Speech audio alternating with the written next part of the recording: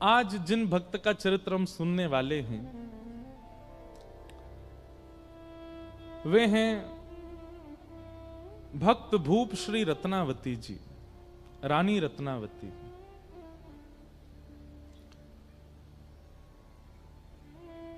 भक्त भूप, भूप मतलब राजा। और भूप शब्द किसके लिए प्रयोग होता है ये हमने आज भी बताया, कल भी बताया। जो ठाकुर जी से ज्यादा ठाकुर जी के भक्तन के भक्त हैं।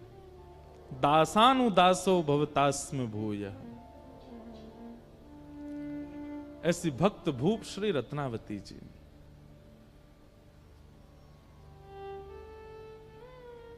भैया हरि की सेवा करोगे तो हरि तो वैकुंठ देत, हरि तो वैकुंठ देंगे, पर हरिजनों की सेवा करोगे तो हरिजन तो हरि ही देत। समझ में आई बात? लिख लीजिएगा कहीं पर। हरि की सेवा तो वैकुंठ देत, पर हरिजनन की सेवा तो हरि को ही देत। ठाकुर जी तो प्रसन्न है कि ज्यादा से ज्यादा कहा करेंगे वैकुंठ दे देंगे, लेकिन यदि हरिजन प्रसन्न हो गए, हरि के भक्त प्रसन्न हो गए, तो वो तो हरि को ही दे देंगे आपको। और ऐसी भक्तिमती श्री रत्नावती जी, नाभाजी उनको भक्तमाल में भक्त भूप कहते हैं। पृथ्वीराज नृप कुल वधु भक्त भूप रत्नावती, कथा कीर्तन प्रीत भीर भगतन की भावे, महामहोत्सव मुदित नित्य नंद लाल लड़ावे, मुकुंद चरण चितवन भक्ति महिमा ध्वजा धरे, पति पर लोभ न कियो टेक अपनी नाही टरे, भलपन सब विशेष ही आमेर सदा सुन खाजती, पृथ्वीराज नृप कुल बधू भक्त भूप रत्नावती।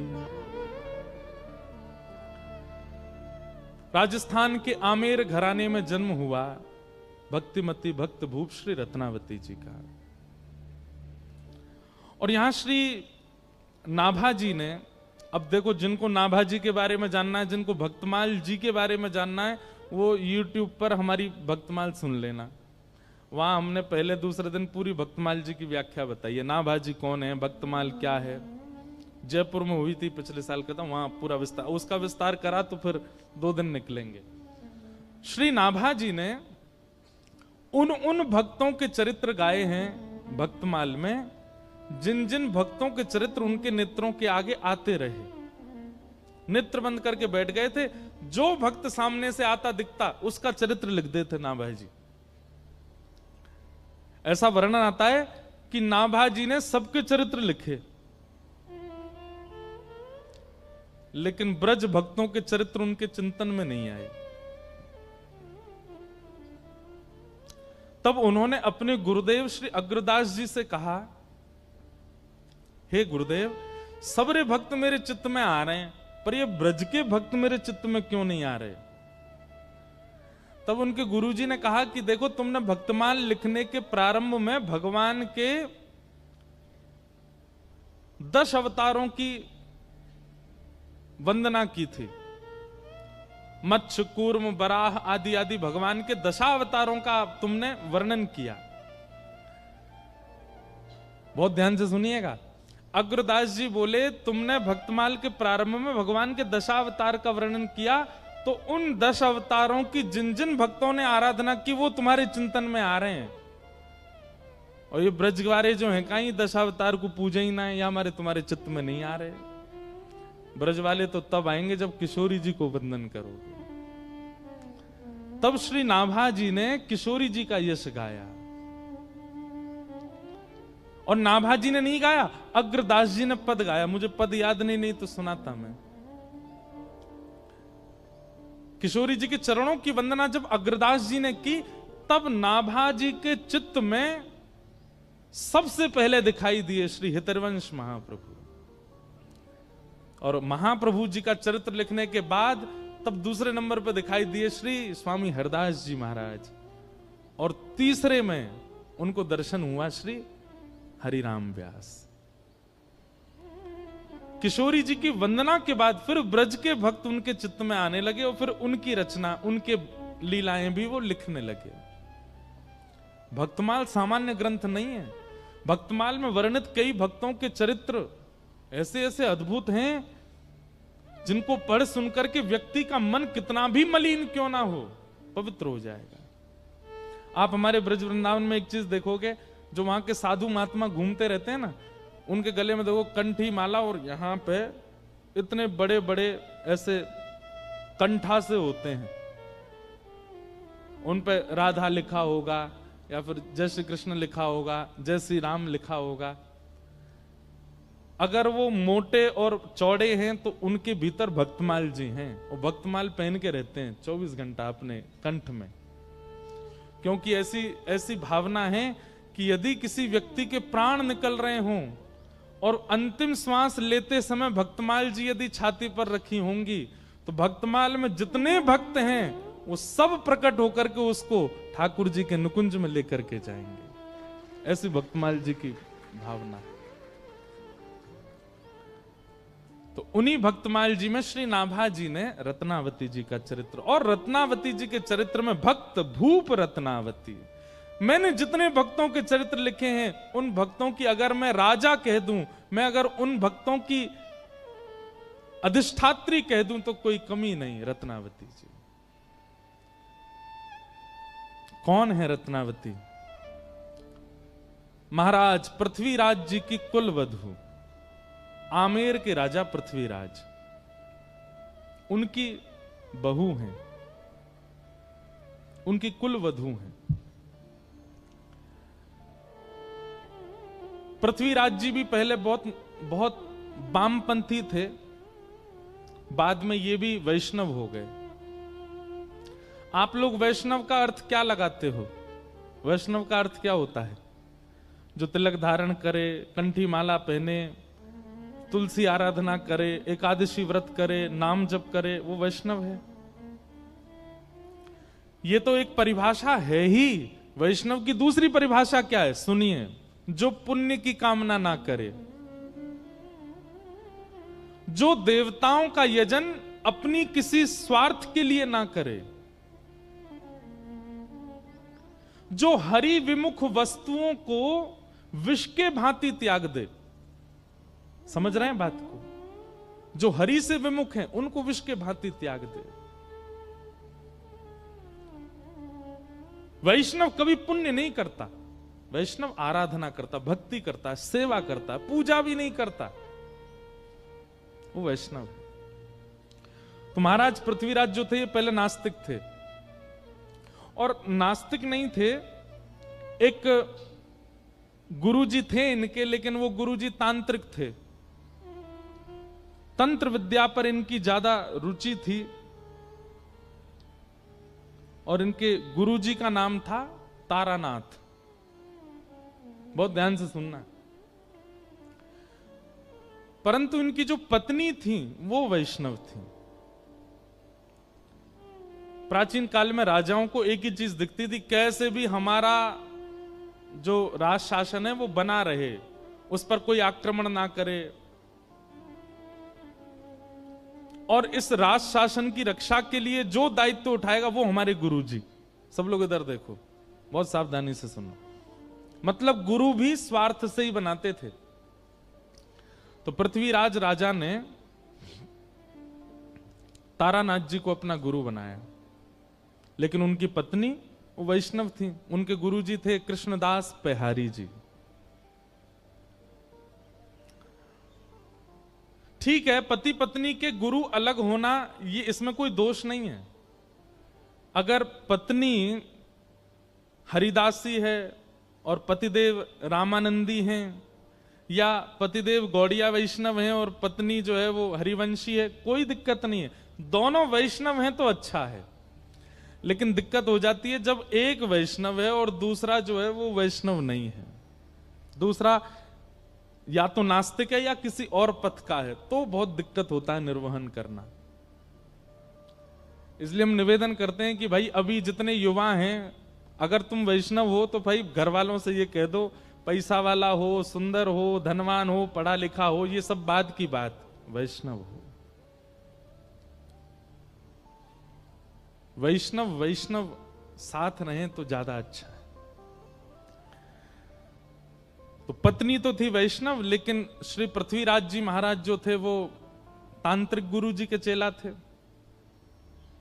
कभी बलि चढ़वाते थे उनसे, कभी आधी रात बुलवा करके भिन्न भिन्न प्रकार के हवन करवाते थे, कभी कुछ करवाते कभी कुछ करवाते।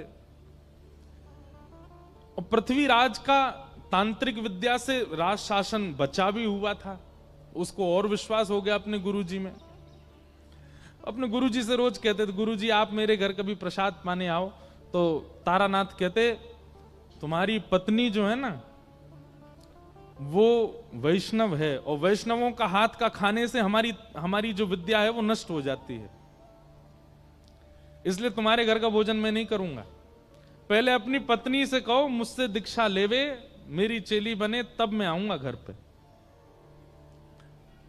अब तो घर में पहले कोई विवाद नहीं था, लेकिन अब विवाद होने लगा। क्यों? पृथ्वीराज जी आते और अपनी पत्नी से रोज लड़ते, तुम्हारी वजह से गुरु जी घर नहीं आ रहे हैं, तुम वैष्णव हो, तुम ठाकुर जी की सेवा करती हो, तुम्हारे गुरु जी कृष्णदास बिहारी जी इसलिए गुरु जी नहीं आते, तुम्हारी वजह से हमारा घर जो है गुरु जी के चरणों से नहीं अंकित हो पाया। अब पत्नी कहे मुझे आपके गुरु जी से कोई दिक्कत नहीं, आप किन्हीं को भी भजो, लेकिन अब मैं एक बार दीक्षा ग्रहण कर चुकी, मैं वैष्णव परंपरा में आ चुकी, मैं कैसे त्याग दूं?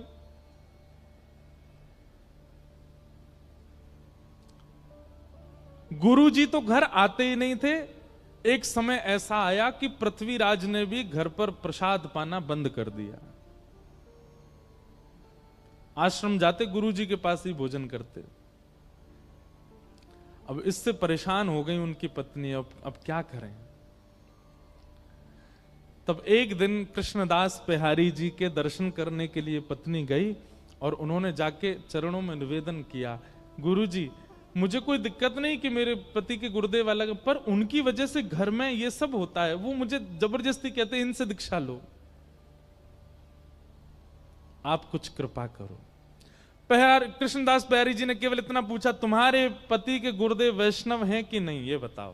बोले नहीं वैष्णव तो नहीं, वो तो तंत्र विद्या करते हैं, नींबू टांग दो, मिर्ची यूं कर दो, यहां पे ये कर आओ, वहां पे पीछे दिया जलाओ, पीछे मुड़ के मत देखना, ऐसे ऐसे क्रिया करवाते हैं, ये वैष्णव का काम नहीं।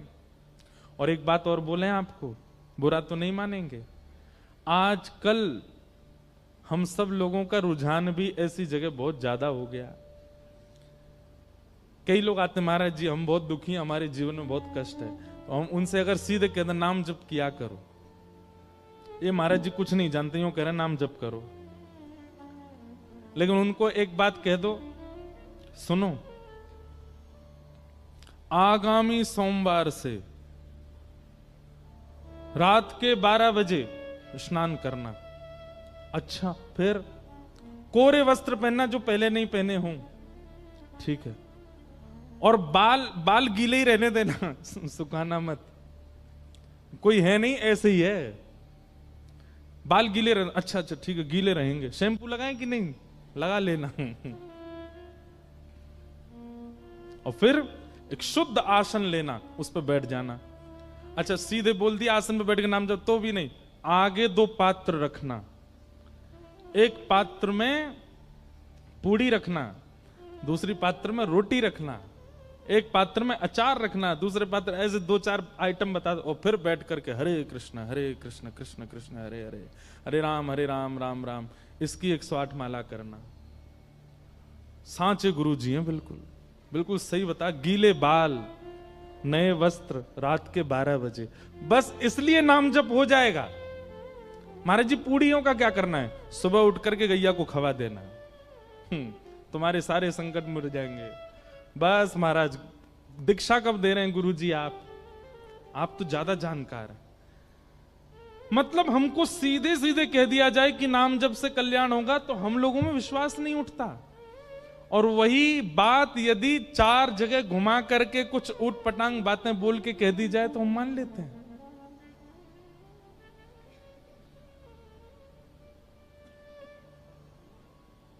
एक बार शिवरात्रि पर मैं गया दर्शन करने महादेव के, तो शंकर भगवान पे काली मिर्च चढ़ी हुई थी खूब सारी।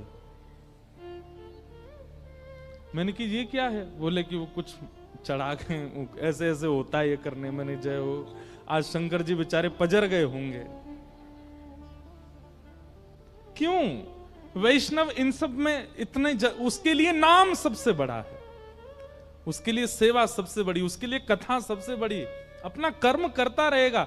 गिरना उठना ये तो स्वाभाविक है, संसार में सबके साथ होगा। किसी एक क्रिया से आप कभी ना गिरो ऐसा नहीं हो सकता। आज नहीं तो कल, कल नहीं।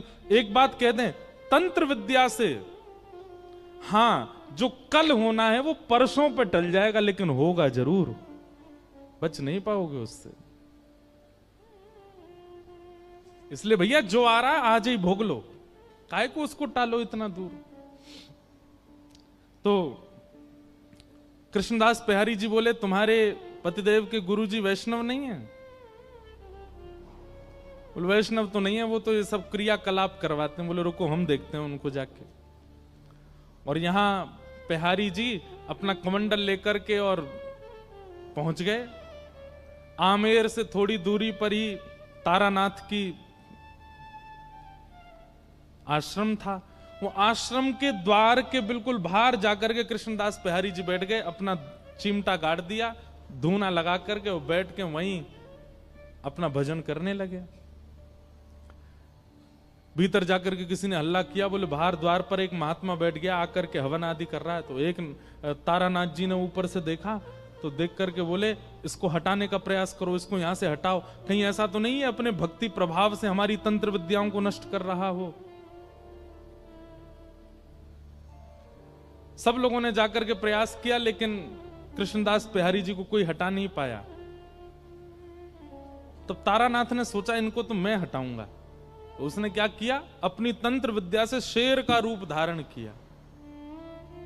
और शेर का रूप धारण, उसको लगा ये डर के मारे भाग जाएंगे। शेर बन करके जैसे ही आया कृष्णदास बिहारी जी के पास, दहाड़ने लगा सामने खड़ा होकर के। कृष्णदास बिहारी जी बोले, हो तो तुम गधे और बन के शेर आए हो। कमंडल से जल हाथ में लिया और भजन के प्रताप से उस पर डाल दिया। बोले जो तुम्हारा स्वभाव है तुम वैसे बन जाओ। और वो शेर से गधा ही बन गए। और गधा बन करके महाराज भागे भागे भागे दूर जाकर के कहीं गधा के झुंडन में खड़े हो गए। पृथ्वीराज राजा का नित्य का नियम था कि वो रोज अपने गुरुजी को प्रणाम करने जाते थे। आज जैसे ही गाजे बाजे दल बल के साथ में गुरुदेव को प्रणाम करने के लिए आए,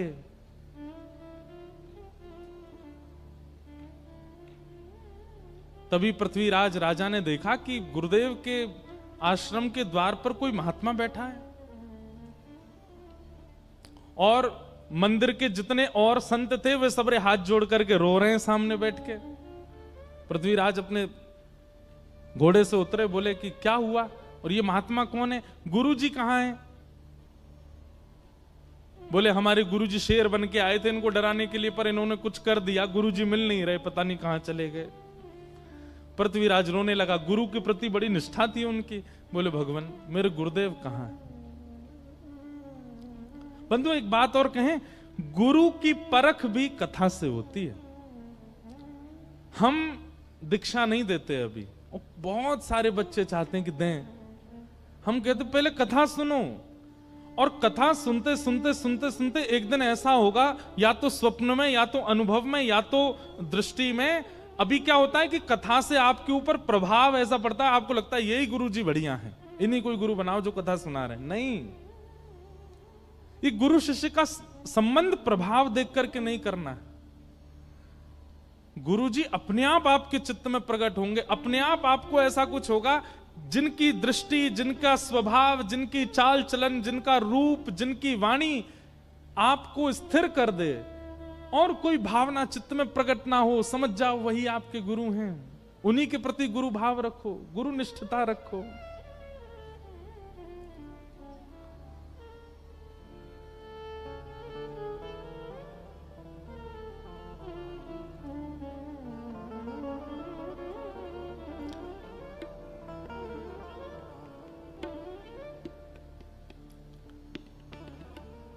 चरित्र, भगवत चरित्र और भक्त चरित्र, ये भी सामर्थ्य प्रदान करते हैं, दृष्टि प्रदान करते हैं, अनुभव प्रदान करते हैं, कौन गुरु कौन नहीं।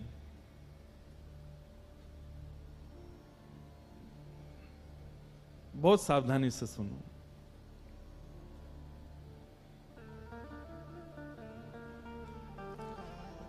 तो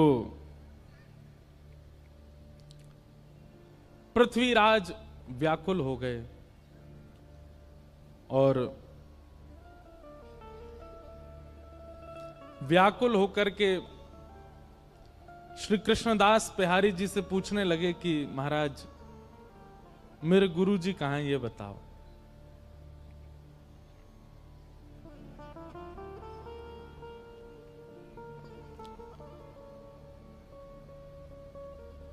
मैं निवेदन कर रहा था कि गुरु बोध भी सत्संग कराता है। कई बार कई लोग ऐसे प्रभाव में पढ़ करके भी गुरु बना लेते हैं और फिर बाद में उनको लगता है कि शायद हमारे जीवन में परिवर्तन नहीं हो पाया। गुरु वही जो हरि सो मिलावे, गुरु वही जो भक्ति मार्ग दिखावे, गुरु वही जो वृंदा विपिन बसा दे, जो वृंदावन बसा दे, सब छुड़वा दे तो वृंदावन ही प्रिय लगने लग जाए, वही गुरु है। गुरु वो नहीं जो अपनी आराधना प्रधान रखे। कई लोगों के वचन ऐसे होते हैं कि उनके वचनामृत सुन के वो प्रिय लगने लगते हैं, पर वचनामृत वो श्रेष्ठ जिनके वचनामृत से श्री कृष्ण प्रिय लगने लगे, जिनके वचनामृत से श्री जी प्रिय लगने लगे, वो वचन श्रेष्ठ है। तो पृथ्वीराज गलत गुरु बना चुके हैं अपने जीवन में। आज पेहारी जी के सामने जाकर के बोले महाराज मेरे गुरु जी कहां हैं, मैं आपसे कुछ नहीं चाहता, अपने पूरे आमेर के किले को आपके चरणों में न्योछावर कर दूंगा, बस मेरे गुरुदेव का पता बता दीजिए वो कहां है।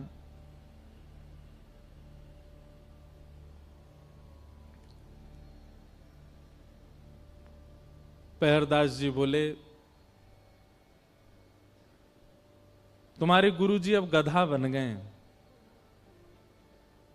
पृथ्वीराज सुनकर के पहले तो गुस्सा हो गया, बोले ये क्या बोल रहे हैं आप? बोले हम सत्य बोल रहे हैं, ढूंढ लो, नहीं तो तुम तो राजा हो, पूरी सेना लगा के ढूंढ लो, तुम्हारे गुरुजी मिल जाएं तो। पृथ्वीराज ने यही किया, पूरी सेना लगा दी, 3 दिन निकल गए लेकिन गुरुजी नहीं मिले। अंत में आके बोले बताइए ना कहां? बोले हम तुम्हें बता रहे हैं तुम्हारे गुरुजी गधा बन गए। तो बोले गधा बन के भी तो कहीं गए होंगे। बोले गधाओं के झुंड में जाके ढूंढो, मिल जाएंगे। बोले पता कैसे लगेगा? हाँ ये हमारे गुरुजी हैं। तो तुम्हारे गुरुजी क्या करते थे? कानन में कुंडल पहनते थे, पैरों में कड़ूला, हाथ में कड़ूला पहनते थे। बोले हाँ जो 4 कड़ूला वाले कान में कुंडल वाला गधा वही तुम्हारे गुरुजी हैं, जाओ ले आओ। पृथ्वीराज गया, गधों की खोज करने लगा। तभी एक दूर गधा बैठा था, नेत्रों से आंसू गिर रहे थे, उसके कानों में कुंडल थे, हाथों में कड़ूला। पृथ्वीराज गिर गया, जय हो गुरुदेव, मेरे गुरुदेव मिल गए। लेकर के पेहारी जी के पास आया, बोले ये आपने क्या कर दिया मेरे को? बोले देखो हम तुम्हारी नेत्र खोलना चाहते हैं। ये तंत्र विद्या में पड़े हुए और दुनिया भर के इन सब कार्यों में पड़े हुए ये गुरु नहीं हो सकते हैं। गुरु वही जो हरि सो मिलावे। क्षमा कीजिए, एक तो आपकी भी गलती है, आपकी नहीं मतलब हम तो पूरी दुनिया को ही कह रहे हैं, गलती है कि हम गुरु से भी केवल अपनी जिज्ञासाएं ही क्यों पूछते हैं। हमारे घर में सब सुखी हो जाए, सब अच्छा हो जाए, यही याचना क्यों करते हैं? कभी ये क्यों नहीं कहते कि चलिए, भले ही हमारे घर में सब कलेश हैं, हमारे घर में सब व्यथित है, हमारे काम नहीं बनते, पर ये सब छोड़िए, ये बताइए हरि कब मिलेंगे, ठाकुर जी कब मिलेंगे?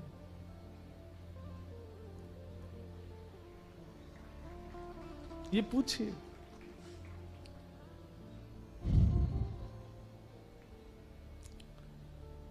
पेहारी जी ने कहा, तुम्हारे गुरुजी तंत्र विद्या बहुत जानते थे, इनसे कह दो अपने आप अपने रूप में आ जाएं।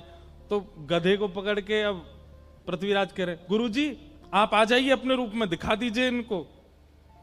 गुरुजी सिर हिलाने लगे, बोले मैं नहीं आ पा रहा हूं।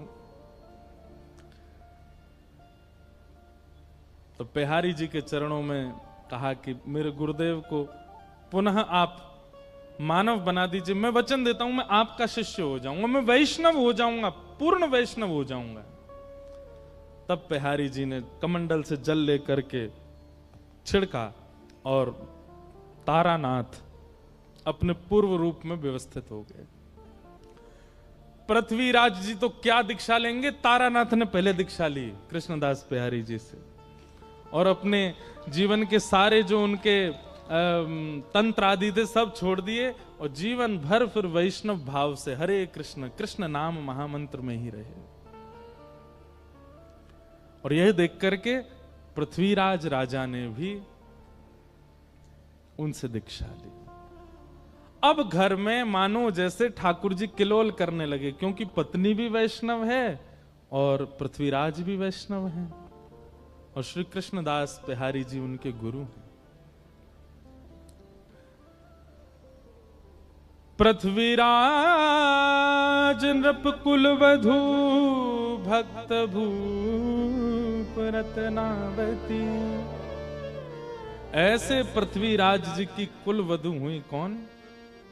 भक्तमती, भक्त भूप रत्नावती, भक्तों की राजा श्री रत्नावती जी। रत्नावती जी का स्वभाव कैसा है? कथा कीर्तन प्रीत भीर भगतन की भावे। दो प्रकार की भक्ति पद्धति होती हैं, एक तो होती है साधक पद्धति और एक होती है भक्त पद्धति। साधक पद्धति में आप जितना हो सके आपको एकांत में रहना पड़ेगा, ना लोगों से मिलिए, ना किसी के प्रसंग में जाइए, ना किसी को अपने पास बुलाइए, जितना हो सके एकांत में रहकर के भक्ति मार्ग को चुनिए। ये साधक पद्धति है, एकांत वासा। और दूसरी पद्धति होती है भक्ति पद्धति, जो हम लोग कर रहे हैं। भक्ति पद्धति में अकेले नहीं रहना है। इसमें क्या करना है? तो अकेले नहीं रहना, तो कैसी भीड़ में रहना है? बोले हरि नाम गाने वाले, हरि सुमरण करने वाले, हरि तिलक लगाने वाले, हरि जी को भजने वाले, ऐसे चारों ओर इर्द गिर्द वैष्णव बैठे हो, बीच में हम रहें, ऐसों के बीच रहना। कथा कीर्तन प्रीत भीर भगतन की भावे। कथा कीर्तन में रुचि होना और भक्तों की भीड़ देख करके हृदय में अति आनंद होना। इतने सारे वैष्णवों को देख करके मन प्रफुल्लित हो जाए। किसी अन्य के माथे पर वैष्णव तिलक देख करके, कंठ में वैष्णवी माला देख करके आपके चित्त को अत्यंत आनंद होता हो। हम ये बात भैया बहुत कहते हैं कथा में कि जैसे ही कपाट खुलते ही राधा रमन जी को देखते ही आपकी भुजाएं खड़ी हो जाती हैं, रोंगटे खड़े हो जाते हैं, मुख से नाम स्मरण प्रारंभ होता है, बोल राधा रमन लाल की। ऐसे ही राह चलते भाई कोई भक्त को देख करके रेलवे स्टेशन, बस स्टैंड पर या एयरपोर्ट पर कोई वैष्णव देखा और कोई लज्जा ना करी, तुरंत बोले महाराज श्री राधा वल्लभ लाल की। उसके तिलक स्वरूप को देख करके आप इतने प्रसन्न हो गए। समझो अब आप ठाकुर जी के मिलन के बहुत समीप आ चुके हो, क्योंकि जो सुख आपको ठाकुर को देखने में प्राप्त होता है वही सुख आपको वैष्णव भेषधारी को देखने में प्राप्त होता है। जैसे दिल्ली से अमृतसर आने पर माइलस्टोन आते हैं, Amritsar 150 kilometre, Amritsar 50 kilometre, Amritsar 10 kilometre. जैसे जैसे किलोमीटरों के साइन बोर्ड आते हैं राहत मिलती है। ठीक वैसे ही भक्ति पथ पर ये एक साइन बोर्ड है कि एक अन्य वैष्णव को देख करके आपके चित्त को बहुत शीतलता मिलती है, बहुत आनंद मिलता है। हमारे अष्ट सखा गाते हैं, गिरधर जब अपनों करी जाने, गिरधर जब अपनों करी जाने। ठाकुर जी ने आपको अपना लिया है, ये कब जानो? इस पद में बताया, गिरधर जब अपनों करी जाने, गिरधर जब अपनों करी जाने।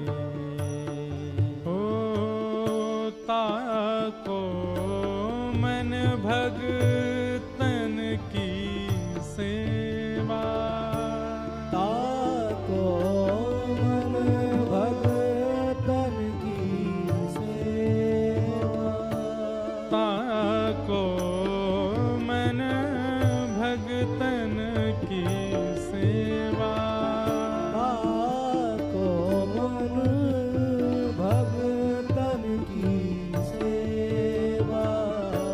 भक्त चरण रज सदा लुभाने, भक्त चरण रज सदा लुभाने, भक्त चरण रज सदा लुभाने, भक्त चरण रज सदा लुभाने।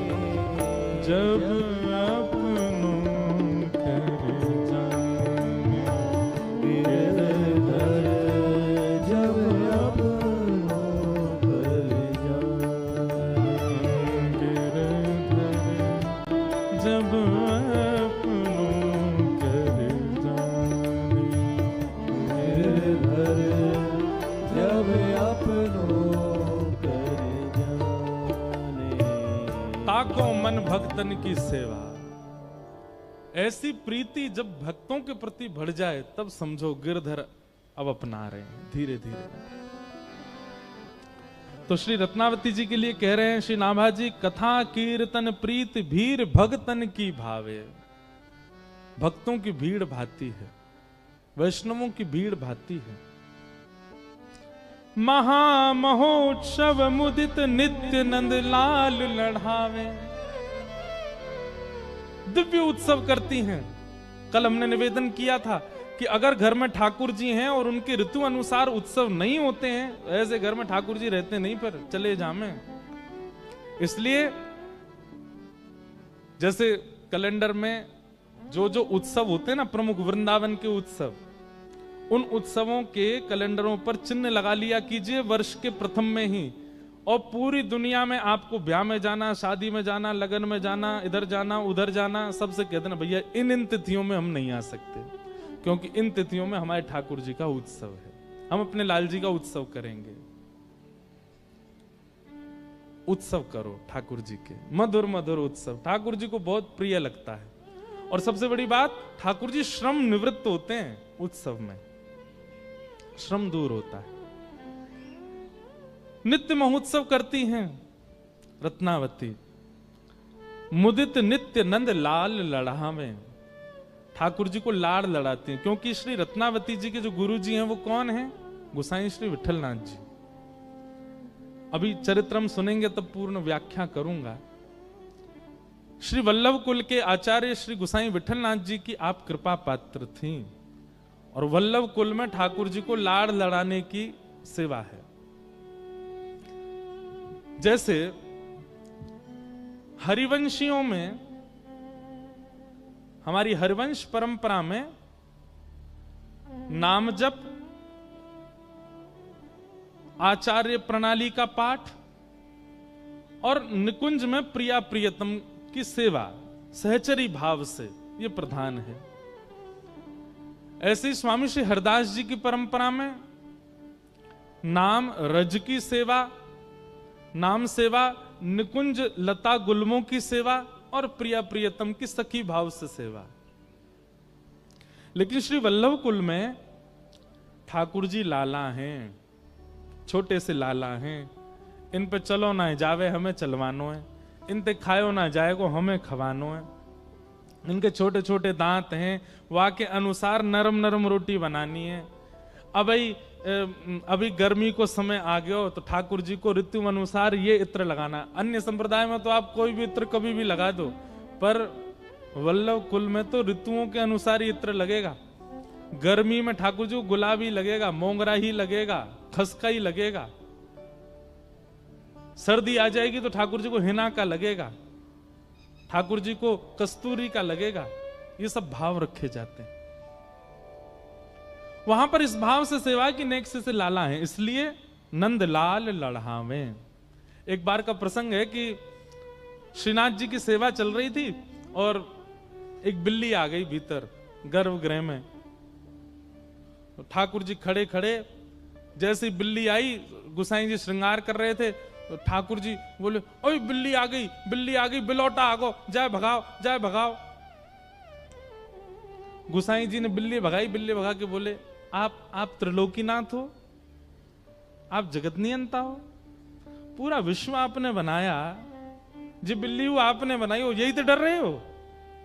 भाई मानव डरे तो बात समझ में आती, किसी से बनावे वारो ही डर रहा है। ये सुनते ही ठाकुर जी मंदिर छोड़ के जाने लगे। गुसाई जी पीछे पीछे दौड़े, जय जय कहां अपराध है क्यों, मैंने कहां कर दियो, आप कहां जा रहे हैं? बोले तुम सबरे मुंह को लाला मानो और लाला मान के मेरी सेवा करो, और जब मुंह को लाला मानो है तो फिर लाला को तो डर भी लगे, लाला को तो रोनो भी आवे, लाला को तो भय भी लगे, लेकिन तुम परमात्मा ही मान रहे हो तो फिर परमात्मा की तरह ही सेवा करवाऊंगा अपनी। लाला मानो है तो फिर लाला मान के भजो। वल्लभ कुल में ठाकुर जी को लाला मानते। जन्माष्टमी के दिन बाकी जगह तो नाचेंगे गाएंगे, पर वल्लभ कुल में ऐसे झुंझुना दिखाते हैं ठाकुर जी को। ठाकुर जी के आगे फिरके नहीं घुमाते हैं, ठाकुर जी के आगे गेंद उछालते हैं। क्यों? छोटे से लाला है, ये भाव। तो महामहोत्सव मुदित नित्य नंद लाल लड़ावे, और मुकुंद चरण चितवन भक्ति महिमा ध्वजधारी। रत्नावती जी के लिए कहा गया कि बोले कैसी भक्ति है इनकी, बोले ध्वजधारी।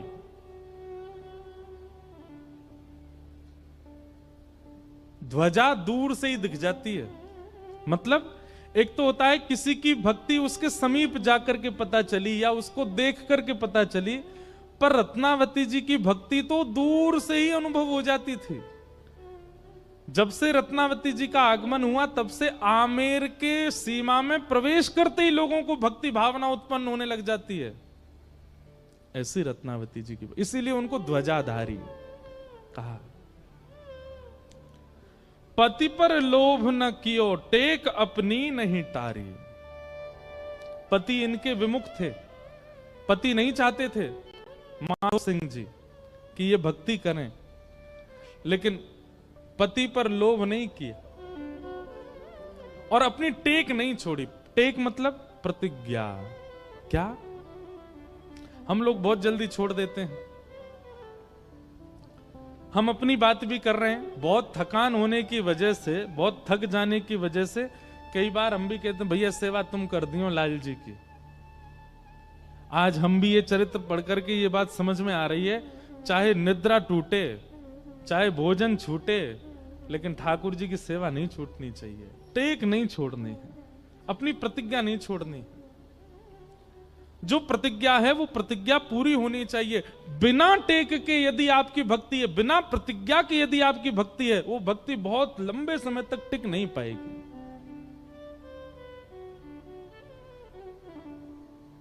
बोलो गंगा मैया की जय।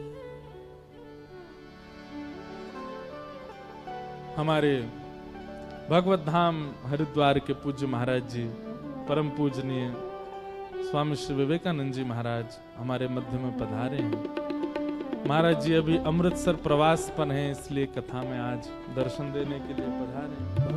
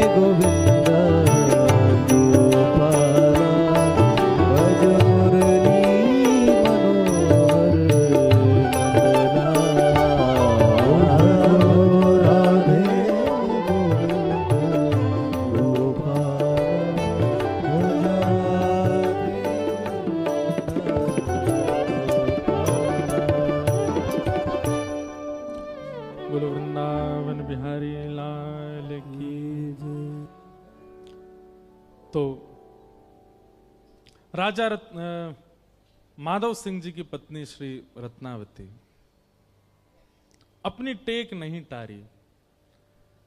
चरित्र ऐसे प्रारंभ होता है कि एक वैष्णव का संस्पर्श भी यदि जीवन में है तो ठाकुर जी उसके माध्यम से भी आपको प्राप्त कर सकते हैं। बहुत सावधानी से सुनिए सब लोग। एक पूर्ण वैष्णव भी यदि जीवन में आ जाए और उसका संस्पर्श प्राप्त हो जाए तो उसकी कृपा से भी भगवत प्राप्ति संभव है। रत्नावती जी राजकुल वधू अपनी पूर्ण मर्यादा में रहती थीं, लेकिन उनकी दासी गुसाई विठलनाथ जी की शिष्या और उसके चित्त में ठाकुर जी की अनन्य भक्ति विद्यमान।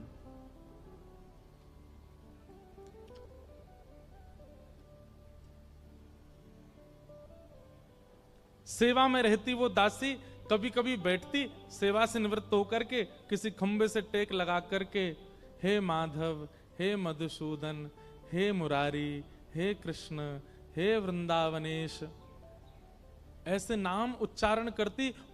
और केवल नाम उच्चारण नहीं करती, ज्यों ज्यों नाम उच्चारण करती त्यों त्यों उसके चित्त में छवि बन जाती और वह छवि उसके रोम रोम को पुलकित करते हुए नेत्रों से नीर बन करके बहने लग जाती।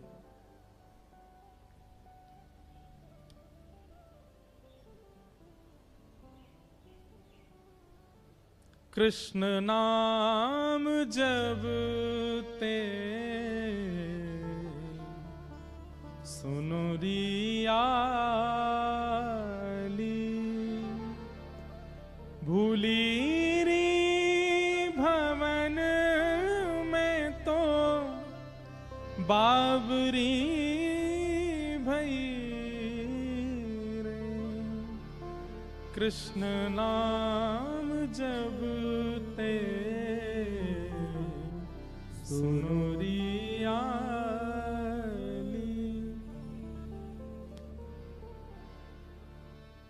ठाकुर जी का नाम, ठाकुर जी की कथा, ठाकुर जी का रूप यदि चित्त वृत्ति को एक बार पकड़ लेगा तो स्थिति ऐसी हो जाएगी कि कोई बस कहीं चर्चा मात्र कर दे और उस चर्चा से आपका हृदय पिघलने लग जाए, नेत्रों से अश्रुपात होने लग जाए, रोम रोम पुलकित होने लग जाए।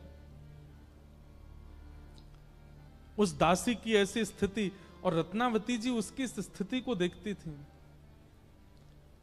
कृष्ण, माधव, मुरारी, मधुसूदन नाम आदि उच्चारण करती और बस बैठी बैठी रुदन करती रहती।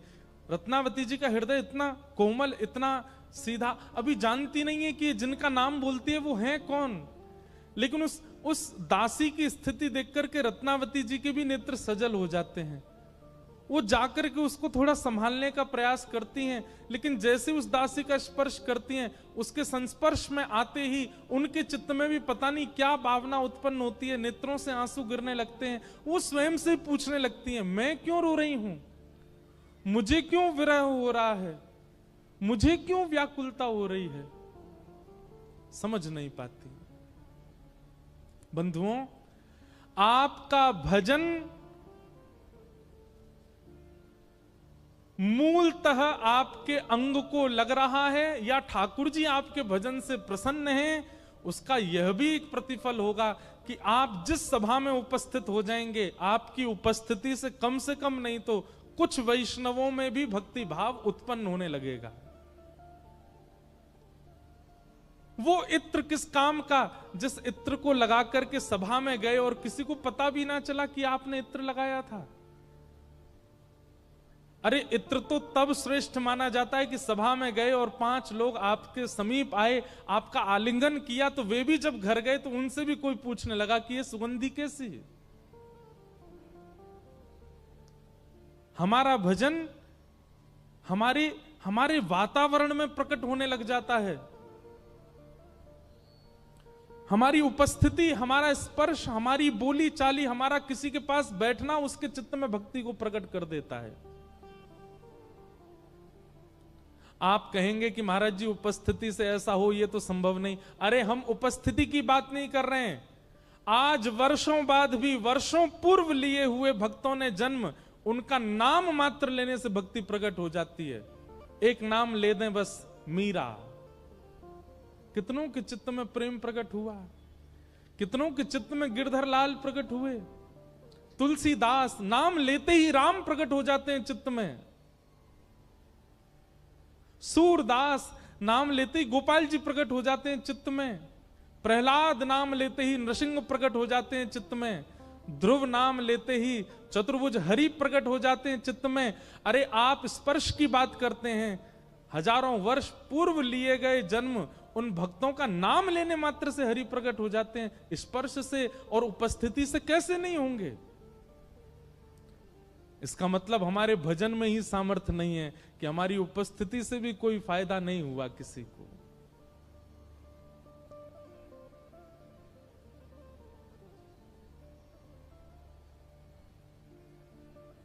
हमारे वृंदावन के, हमारे बरसाने के, नंदगांव, गोवर्धन के ऐसे कई भजनानंदी महात्मा हैं, यदि वे अभी उपस्थित हो जाएं पंडाल में, उनकी उपस्थिति मात्र से पूरे पंडाल के वैष्णव भक्तों में एक अद्भुत प्रेम का संचार हो जाएगा, उपस्थिति से। क्योंकि भजन भाव, भजन बल है जीवन में।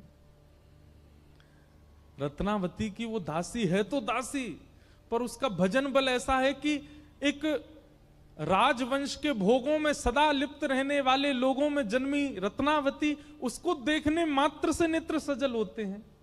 और स्पर्श करके तो रत्नावती ऐसी व्याकुल हो गई, स्वयं से पूछ रही हैं, मैं क्यों रो रही हूं, मुझे इतना रोना क्यों आ रहा है? अरे नाम तुम बोलती हो, नेत्र मेरे सजल क्यों होते हैं? दासी को जब चेतना आई, तब वह बताती है कृष्ण कौन है,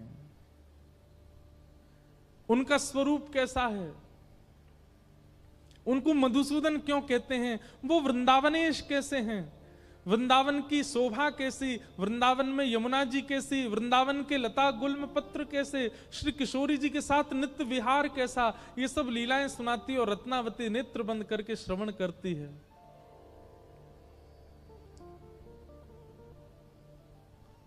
सत्संग सत्संग होता है, उसमें कोई बड़ा कोई छोटा नहीं होता है। एक दासी की कृपा से एक महारानी भक्त हो गई, ये रत्नावती जी के चरित्र में आता है।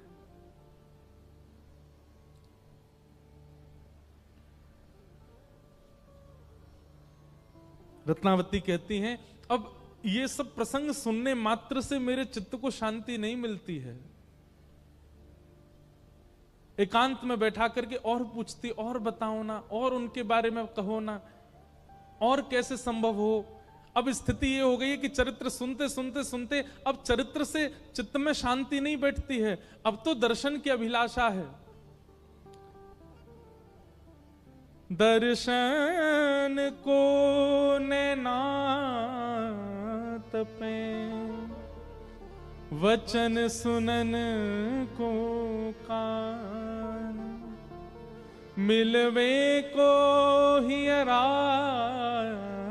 तपे, हिय के जीवन प्राण, गोवर्धन वासी सांवरे, तुम बिन रयो न जाए, गिरिराज लढ़ेते लाढ़ले, तुम बिन रयो न जाए। एक बात कह दें, अनुचित लगे तो क्षमा, पर कथा में यदि कथा सुन के व्याकुलता नहीं हुई भगवत मिलन की, तो कथा कहां सुनी आपने?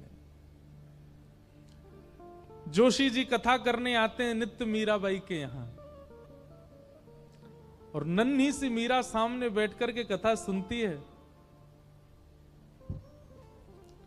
कथा करने के बाद जब जोशी जी जा रहे होते हैं, सब लोग आकर के प्रणाम करते हैं जोशी जी को, पर मीरा आकर के उनका कुर्ता पकड़ लेती है और कहती है, मेरे एक प्रश्न का उत्तर दीजिए ना। जोशी जी सोचते हैं, छोटी सी लाली ज्यादा से ज्यादा क्या पूछेगी, कहो मीरा क्या प्रश्न है। नेत्र सजल हैं छोटी सी मीरा के, बड़े बड़े नेत्रों में अश्रुबिंद, और कहती है आप जिनकी कथा सुनाते हो, आप जिनके बारे में मंच पर बैठ के बोलते हो, जिनके गुण ऐसे, कर्म ऐसे, रूप ऐसा, स्वभाव ऐसा, ये जिनके बारे में आप बोलते हो, ये मुझे कब मिलेंगे? ये मुझे कब मिलेंगे? ऐसी जिज्ञासा आज तक जोशी जी से किसी ने नहीं की है जैसी वो छोटी सी मीरा कर रही है। और यही सत्संग का फल है कि सुनने वाले श्रोता के चित्त में वो व्याकुलता प्रकट हो कि मुझे कब मिलेंगे श्याम।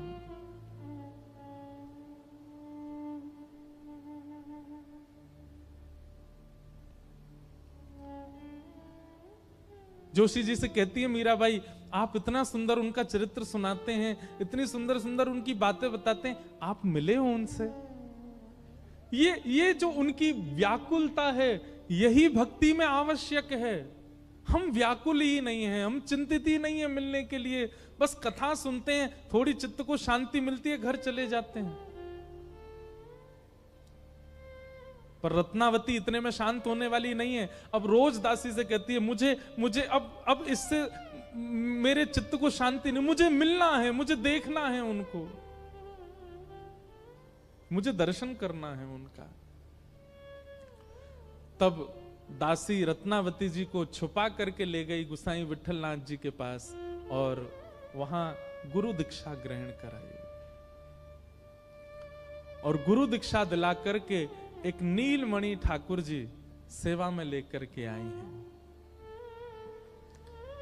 अब तो जब से रत्नावती ने ठाकुर जी की सेवा प्रारंभ की है, पूरे दिन तो उनकी सेवा में रहती हैं और रात्रि जैसे शयन कराती हैं ठाकुर जी को शयन कराती रत्नावती भी सो जाती हैं। एक क्षण भी जागती नहीं, तुरंत सो जाती हैं और निद्रा में जाकर के स्वप्न में अपने सेवा के ठाकुर के साथ ही लीला करती हैं। उनके साथ कभी भ्रमण पे जाती हैं, कभी निकुंज में रहती हैं, कभी यमुना जल में क्रीड़ा करती हैं, कभी कोई क्रीड़ा, मतलब अब रात दिन जागृत सुसुप्ति अवस्था एक क्षण भी ठाकुर के बिना रहती नहीं है रत्नावती।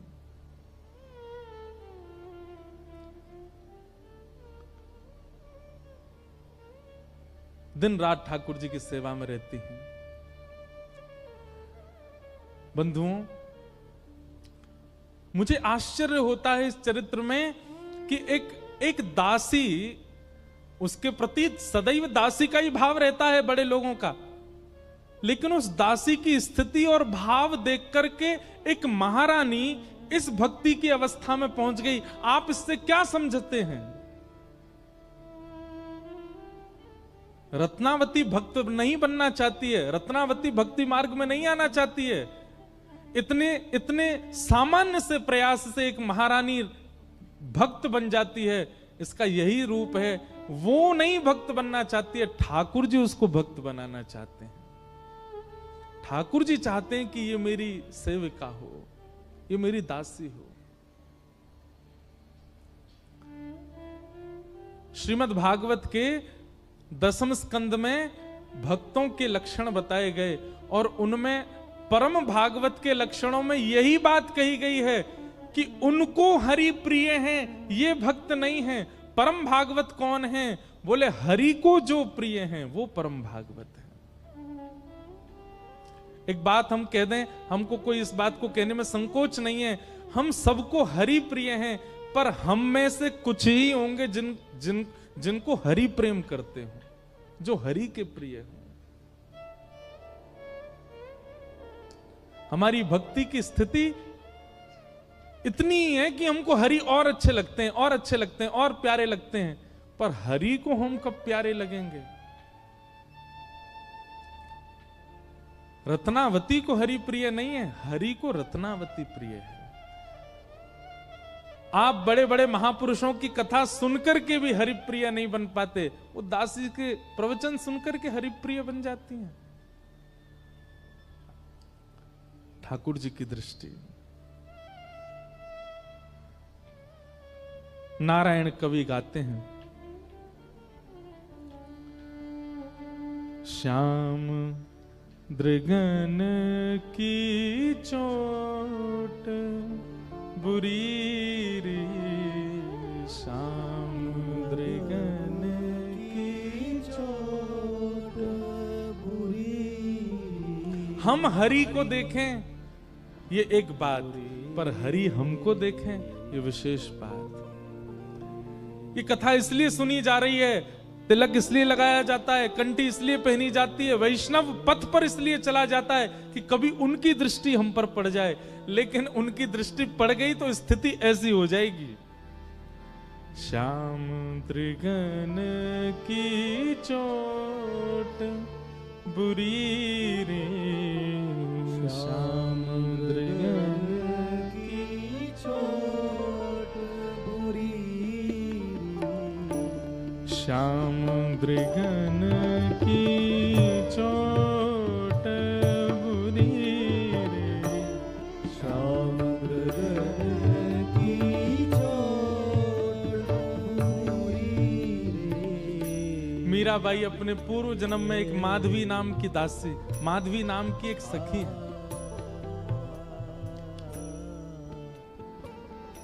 ठाकुर जी एक दिन खेल रहे सब सखान के संग,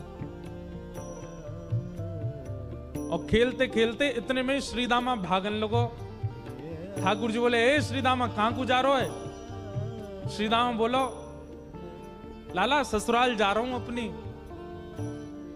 ठाकुर जी बोले, नंदगाम सुनो, बरसानो सुनो, वृंदावन सुनो, गोकुल सुनो, जे ससुराल कौन सा गांव है भैया? श्रीदामा हंस के बोलो, लाला ससुराल गांव को नाम ना है। तो बोले, फिर कहा है ससुराल?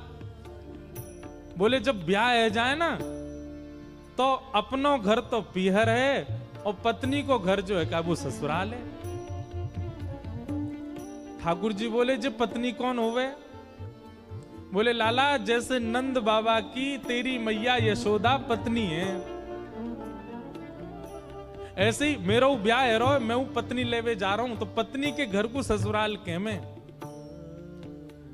ठाकुर जी गए श्रीदामा के पास, ओए श्रीदामा मेरो ससुराल कौन सा है? मेरे ससुराल को नाम बता। श्रीदाम बोलो, मुंह का पता तेरा ससुराल कौन सा? तेरी बहू जहां की होगी वही तेरा ससुराल। बोले, मेरी बहू कहां है?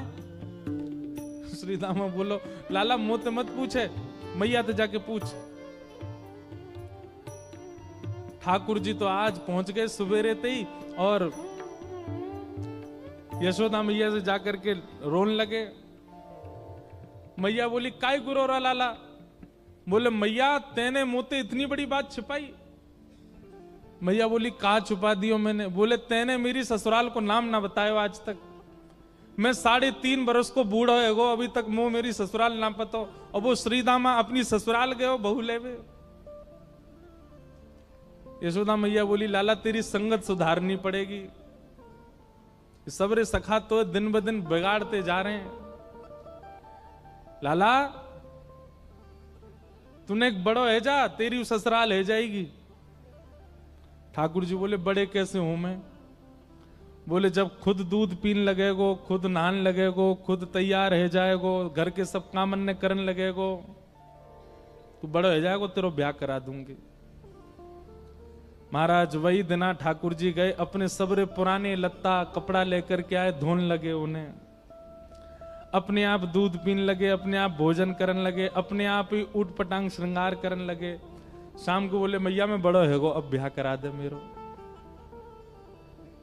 मैया बोली, वाह दिन में ही बड़ो है गो तू। मैया तो बोले, मैया देख तू बात ने मत बदले, बार बार मोते कह तू ऐसो कर तो ब्याह कराऊंगी, बड़ो है जा तो ब्याह कराऊंगी। अब सब काम मैंने कर दिए, घर के सब काम काज करने लगो मैं, देख अपनो श्रृंगार खुद करके आऊं, देख कैसो लग रहा हूं मैं। मैया बोली, ओठ वाली चीज आंखन में लगा के आयो, आंख वाली ओठन में लगा के आयो, यूं करो बड़ो है गो मैं।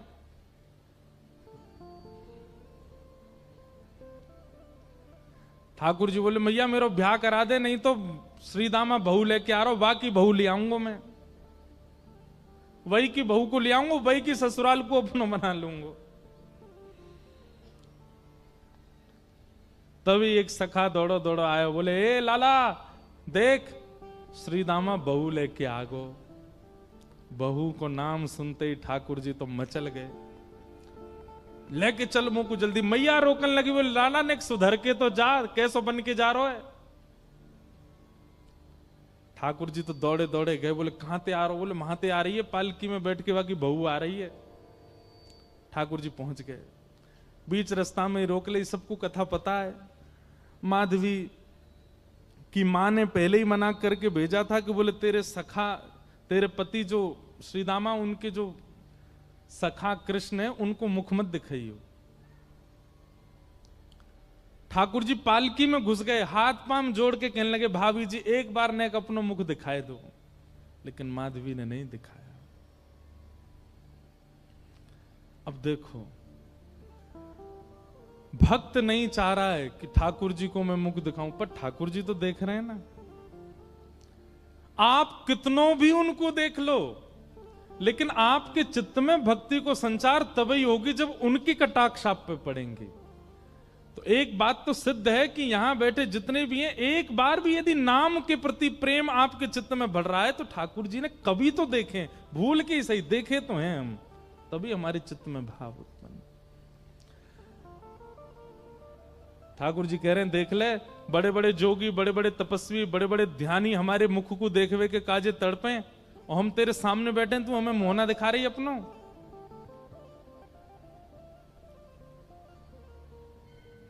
माधवी ने मुख नहीं दिखाया। ठाकुर जी बोले ठीक है, तड़पेगी मुख को देखवे के काजे। माधवी बोली मोए ना तड़पनो, मेरे पास मेरो खसम है, वही देख लूंगी, तो मैं काई को देखना। ठाकुर जी बोले वचन दे के जा रहा हूं, तड़पेगी।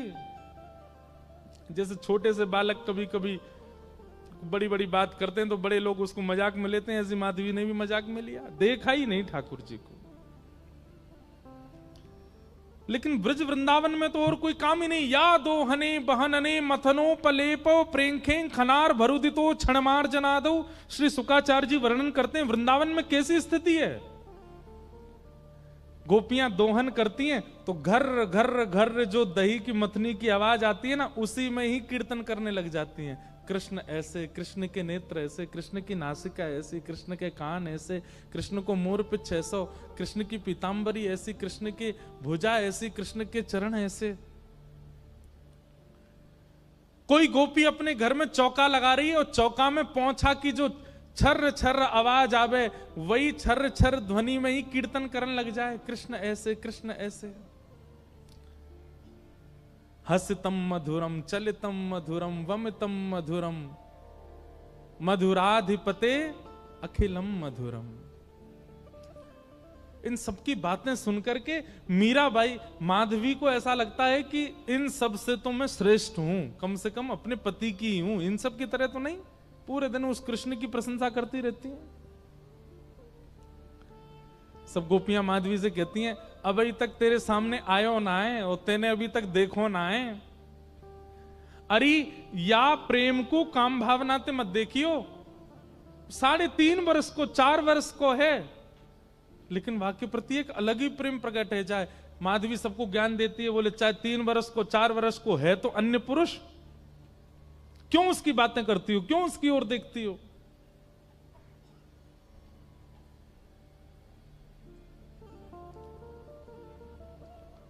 लेकिन 24 घंटे गोपियों के बीच में रहती माधवी को और कोई चर्चा ही नहीं सुनाई देती। सब केवल कृष्ण की बात करती हैं, जल भरती हैं तो बैठती हैं तो भोजन बनाती हैं तो बतियाती हैं तो श्रृंगार करती हैं, तो हर समय कृष्ण कृष्ण कृष्ण कृष्ण। माधवी ने कुछ समय अकेले रहने का भी प्रण लिया, लेकिन अकेले रह नहीं सकती, जंगल है, कहां अकेली जावे, जाना पड़ता है उसको। अब यहां देखो माधवी चाहती नहीं है ठाकुर जी के सन्मुख आना, वो चाहती नहीं चर्चा सुनना,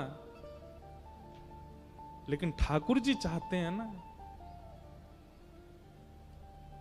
बस यही हमारी भक्ति का भाव है, ठाकुर जी बस चाह जाए हमारे लिए। अभी वो चाहे नहीं है, अभी तो प्रयास हमारी ओर से चल रहा है। जिस दिन उनका प्रयास हो गया उस दिन हमारी भक्ति सार्थक हो जाएगी, और वो प्रयास हमारे लिए करें, उसी के लिए सब नियम है। 24 घंटे गोपियों के बीच में रहती माधवी को और कोई चर्चा ही नहीं सुनाई देती। सब केवल कृष्ण की बात करती हैं, जल भरती हैं तो बैठती हैं तो भोजन बनाती हैं तो श्रृंगार करती हैं तो हर समय कृष्ण कृष्ण कृष्ण। माधवी ने कुछ समय अकेले रहने का भी प्रण लिया, लेकिन अकेले रहने ही सकती, जंगल है, कहां अकेली जावे, जाना पड़ता है उसको। अब यहां देखो माधवी चाहती नहीं है ठाकुर जी के सन्मुख आना, वो चाहती नहीं चर्चा सुनना, लेकिन ठाकुर जी चाहते हैं ना। अब तो माधवी 24 घंटा ठाकुर जी का नाम सुनती है। एक दिन रात में सोई तो अब कानों में कृष्ण कृष्ण कृष्ण कृष्ण गूंज रहा है, तो कान बंद करती है। पता नहीं पूरे दिन इतना नाम सुनती हूं कि अब तो कानों में भी यही गूंजता है। कान बंद करके सोती है तो स्वप्न में कृष्ण ऐसे हैं। अब कृष्ण देखे नहीं है, लेकिन उसको श्याम वर्ण, पीली पीतांबरी, वंशी, मोर पिच्छ सब अनुभव होता है। उठ के बैठ जाती है, नेत्रों को मीटती है, क्या करूं मैं, नहीं चाहती है स्वप्न मुझे आवे।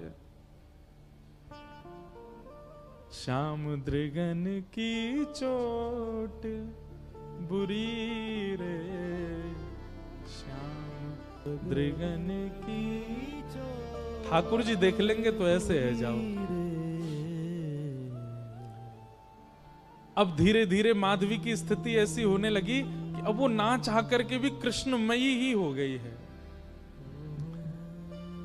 रात्रि में सोती, अचानक उठ बैठती है, ऐसा लगता है मानो जैसे उसका हाथ पकड़ लिया हो। रात्रि में सोती, अचानक से मोगरा की सुगंधी आने लगती है, गुलाब की सुगंधी आने लगती है, उठ के बैठ के डर जाती है, कौन आ गया।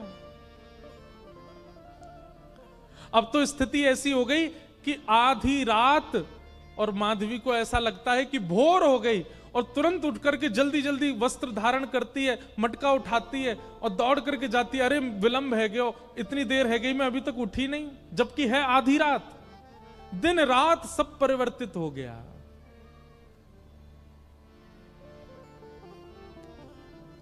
पहुंच गई यमुना तट, और यमुना तट जाकर के देखा एक भी गोपी नहीं है। तो माधवी को लगा कि मैं विलंब से आई हूं, सब शायद जल भर के चली गई हैं। जल भर के रोज जाती है माधवी, लेकिन आज पता नहीं उस पात्र में इतना भार कहां से आ गया कि स्वयं ही नहीं उठा पा रही है। इधर उधर देखने लगी, याचना करने लगी, कोई तो आवे, कोई तो उठा दे। आधी रात उसके लगा है कि अभी भोर हो गई है, और तभी कोई नहीं है वहां। नंद नंदन श्याम सुंदर चलते हुए आ रहे हैं माधवी के पास। मैं एक बात कहता हूं बंधुओं, आप बच नहीं सकते ठाकुर। उनका नाम है कृष्ण, करशतीति कृष्ण। आप नेत्र बंद कर लोगे तो वो ऐसी ऐसी बात बोल जाएंगे कान में कि कान से उनके हो जाओगे।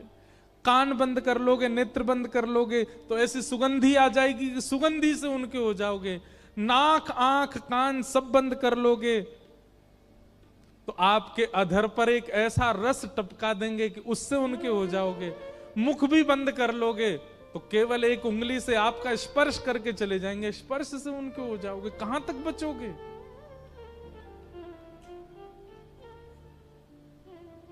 माधवी की मति घूम गई है। आधी रात ही आ गई और तभी ठाकुर जी वहां पहुंच गए।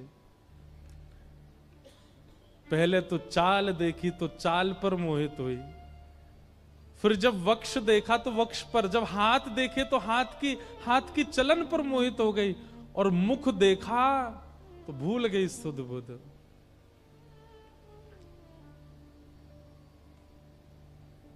ठाकुर जी आए और आकर के मंद मुस्काए के बोले, हेरी गोपी उचाए ना पा रही, चल ले मैंने एक हाथ लगा दूं, उचाले याकू। और एक तरफ से माधवी ने मटकी पकड़ी और दूसरी तरफ से ठाकुर जी आकर के नन्हे से गोपाल जी ने जैसे ही हाथ लगाया मटकी उठने लगी। लेकिन मटकी पर नेक सहारा देते माधवी रख लेती, ऐसा नहीं। ठाकुर जी मटकी उछा के, जैसे जैसे मटकी उछ रही है वैसे वैसे ठाकुर जी लंबे होते जा रहे हैं, और बिल्कुल माधवी के नेत्रन के सामने आकर के खड़े है गए। कटाक्ष नेत्रों के सामने कोई गोपी टिक नहीं पाती, और माधवी को ठाकुर जी प्रत्यक्ष देख रहे हैं, सामने खड़े हैं के। और वो एक क्षण के लिए जो रूप माधुरी का दर्शन हुआ, वो दर्शन देकर के ठाकुर जी खिलखिल करते हुए भाग गए वहां से। अब माधवी चाहती है कि पीछे भागें, लेकिन पैर स्तब्ध हो गए। माधवी चाहती है कि चिल्लाए कि रुक जाओ, पर बोल नहीं पा रही है। माधवी चाहती है कि इधर गए मैं नेत्र घुमा करके देख लूं, पर नेत्र घूम नहीं पा रहे। पूरा शरीर मानो जैसे एक स्थूल स्तब्ध एक मूर्तिमंत की तरह खड़ा हो गया। केवल नेत्रों से अश्रु गिर रहे हैं, कुछ नहीं कर पा रही, बेसुध है माधवी।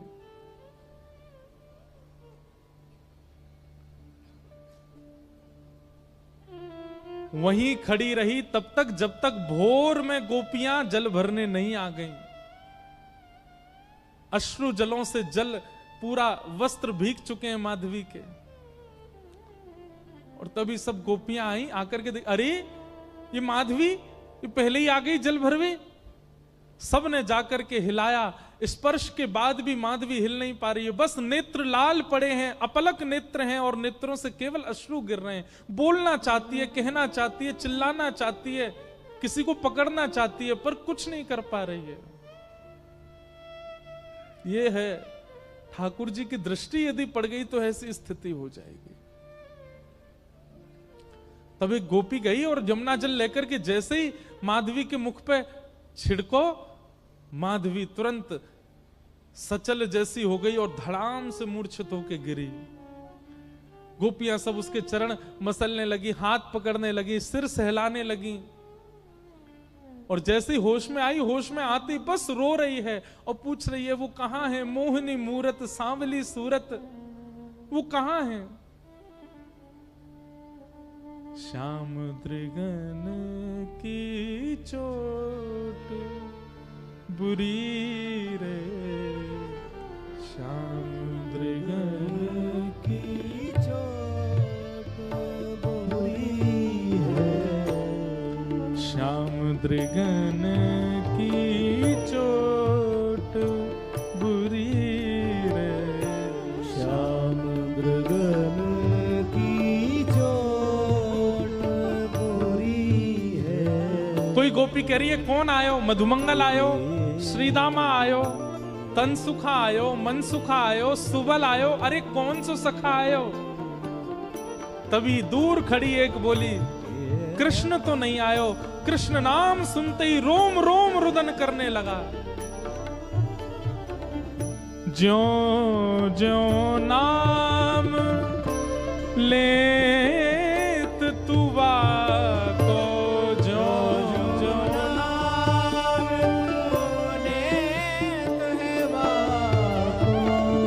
ज्यों ज्यों नाम लेत तुवा को, ज्यों ज्यों नाम लेत तुवा को,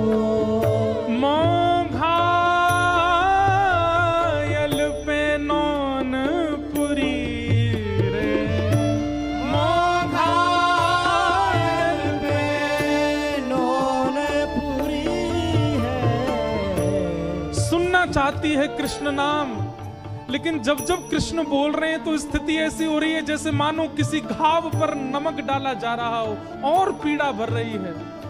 मतलब औषधि भी कृष्ण नाम है और पीड़ा भी कृष्ण नाम है। जो जो नाम लेत तुवा को, जो जो नाम लेत तुवा को, मोघायल पे नौन पुरी रे, मोघायल पे नौन पुरी है। श्याम दृगन की चोट बुरी रे, श्याम दृगन की चोट बुरी है। श्याम दृगन की चोट बुरी रे, श्याम दृगन की चोट बुरी है। ना जानो। एक बात तो आज साबित हो गई कि हम राधा रमन जी गए लेकिन दर्शन करके सही सलामत बाहर आ गए। इसका मतलब उनने देखा नहीं हमको। यदि देखा होता तो कुछ तो होता उनके सामने। कुछ तो व्याकुलता होती, कुछ तो विरह उत्पन्न होता। आज पता नहीं क्यों ऐसा लग रहा है कि शायद ठाकुर जी ने आज तक देखा नहीं तो ये स्थिति तो कभी बनी नहीं हमारी। श्याम मृगन की चोट बुरी रे, श्याम मृगन की चोट बुरी है। ना जानो अब सुध बुध मोरी, ना जानो अब सुध बुध मोरी, ना जानो अब सुध बुध मोरी, ना जानो अब सुध बुध मोरी। कौन विपिन में जाए दूरी है, कौन विपिन में जाए दूरी है। पैर रख कहीं रही है, जा कहीं रही है। कोई पकड़ के ला, अरे माधवी कहाँ जा रही? बोले घर जा रही हूँ। ये घर को रास्ता नहीं है, तू तो वन में जा रही है, वापस जा। ना जानो सुध बुध अब मोरी, ना जानो अब सुध बुध मोरी। कौन विपिन में जाए दूरी है, कौन विपिन में जाए दूरी है। श्याम मृगन की चोट बुरी है, श्याम मृगन की चोट बुरी है।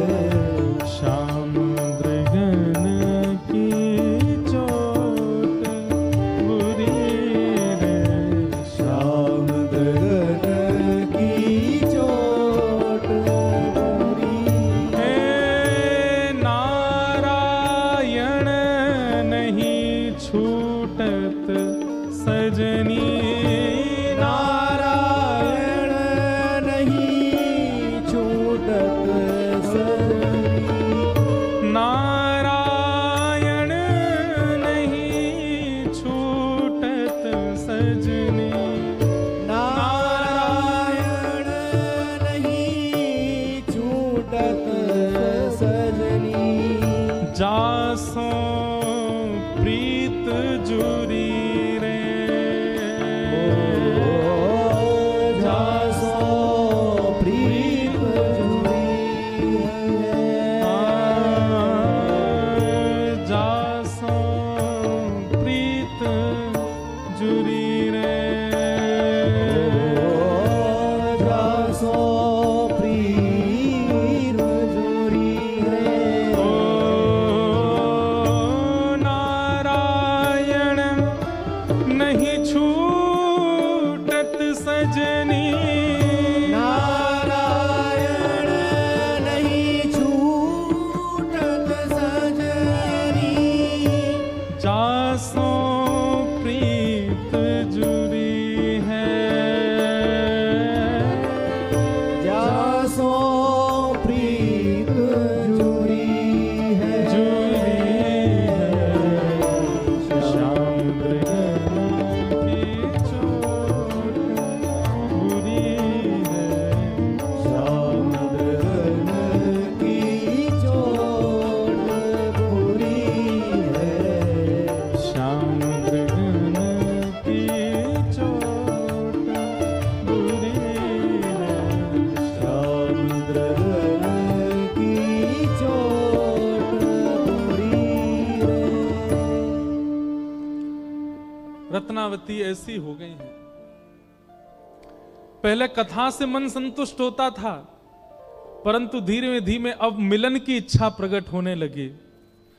और अब मिलन की इच्छा से यह स्थिति बन गई कि ठाकुर जी की सेवा करने लगी, तो दिन में सेवा और रात्रि में सेवा।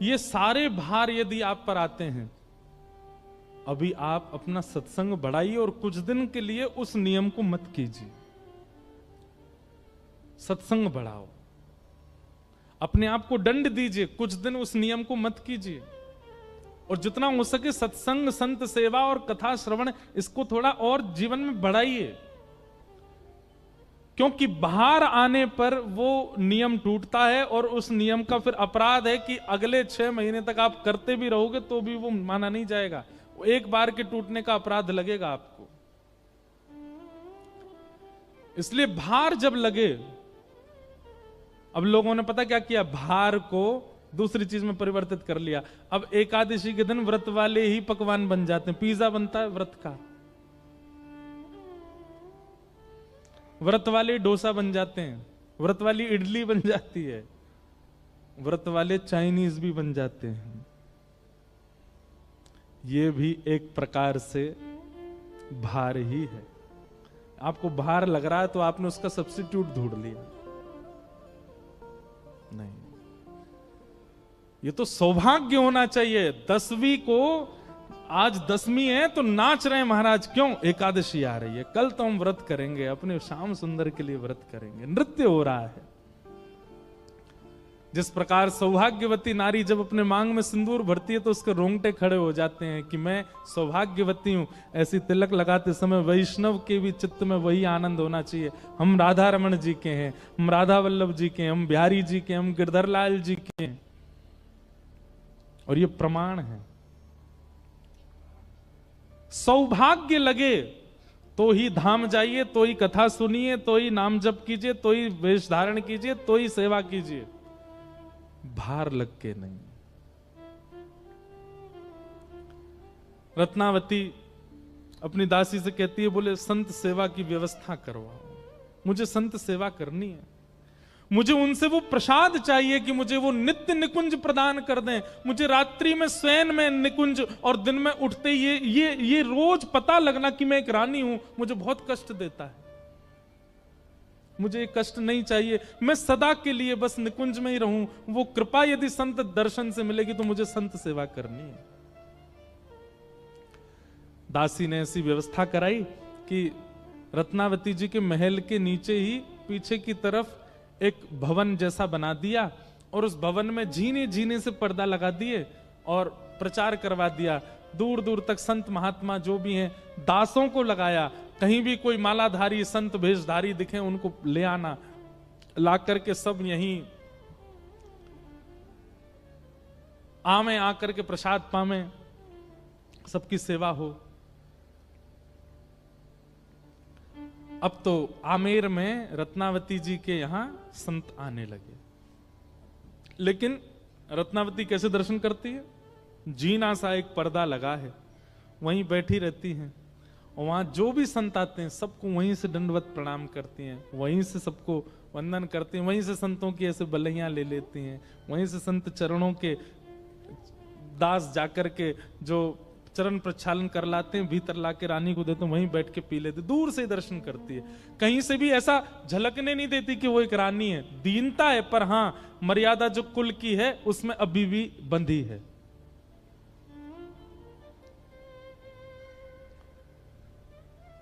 अब रत्नावती को और सुख मिलने लगा।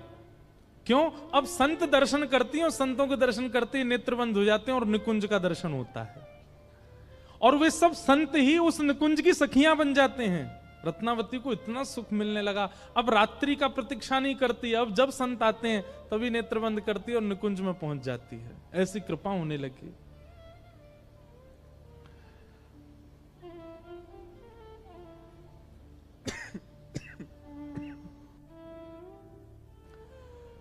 संतों का आगमन होने लगा, रत्नावती बड़ी प्रसन्न थी। तभी एक दिन हमारे वृंदावन के ब्रजवासी पहुंच गए, और ब्रजवासी ब्रज को भजवे वारे, ब्रज की उपासना करवे वारे, ब्रज के नाम गुणगान करवे वारे, वे सब पहुंच गए।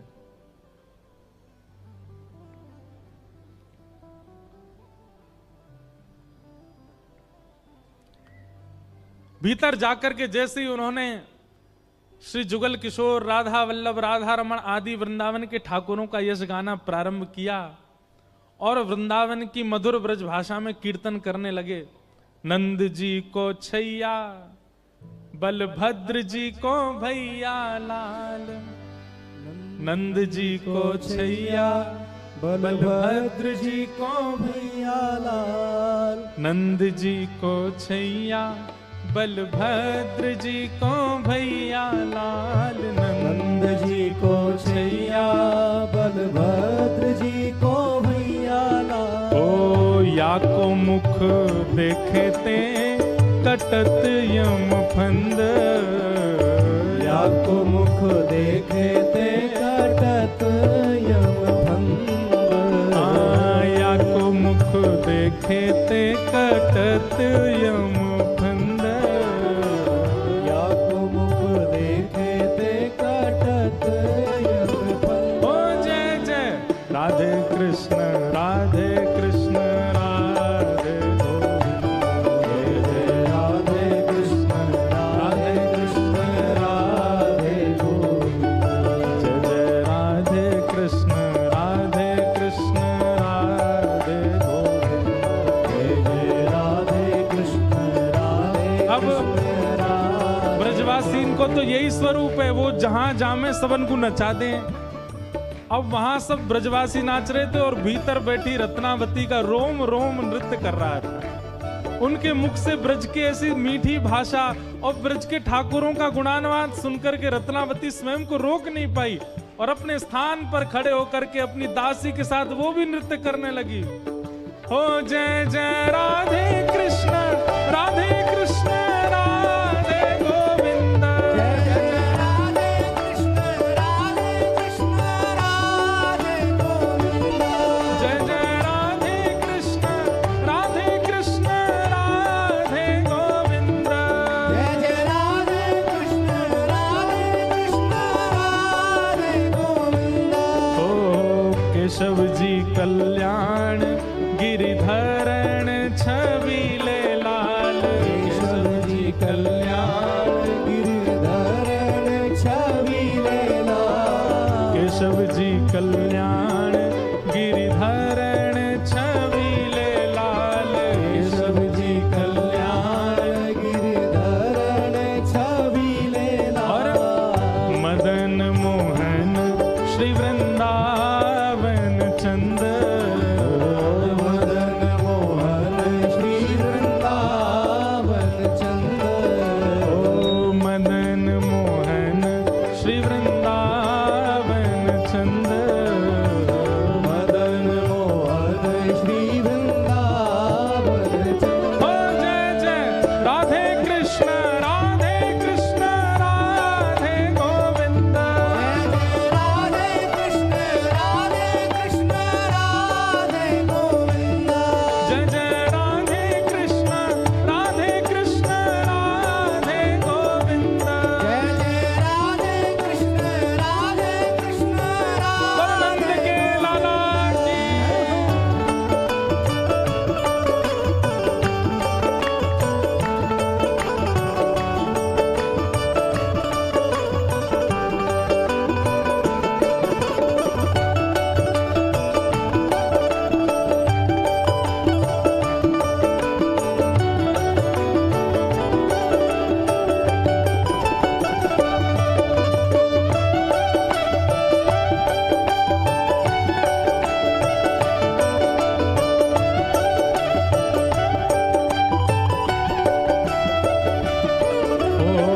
जगतपति जगत राय संतन सदा सहाय।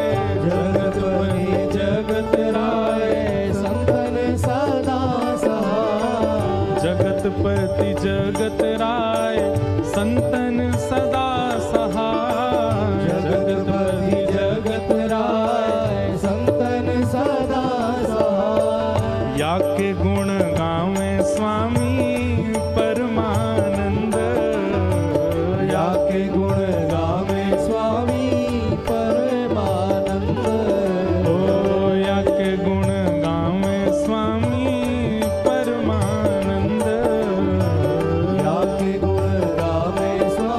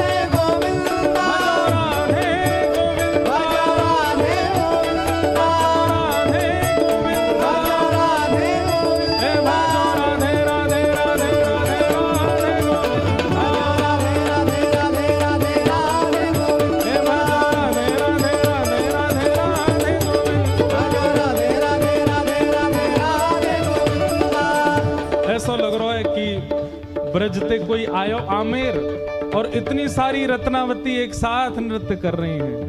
ओ भजो राधे राधे राधे राधे राधे गोविंद, राधे राधे राधे राधे राधे गोविंद, राधे राधे राधे राधे राधे गोविंद, राधे राधे राधे राधे राधे गोविंद, ओ भजो राधे गोविंद, राधे गोविंद, वृंदावन चंद, वृंदावन चंद, बाल मुकुंद, बाल मुकुंद, राधे गोविंद, राधे गोविंद, राधे राधे राधे राधे राधे गोविंद, राधे राधे राधे राधे राधे गोविंद, राधे राधे राधे राधे राधे गोविंद, राधे राधे राधे राधे राधे गोविंद,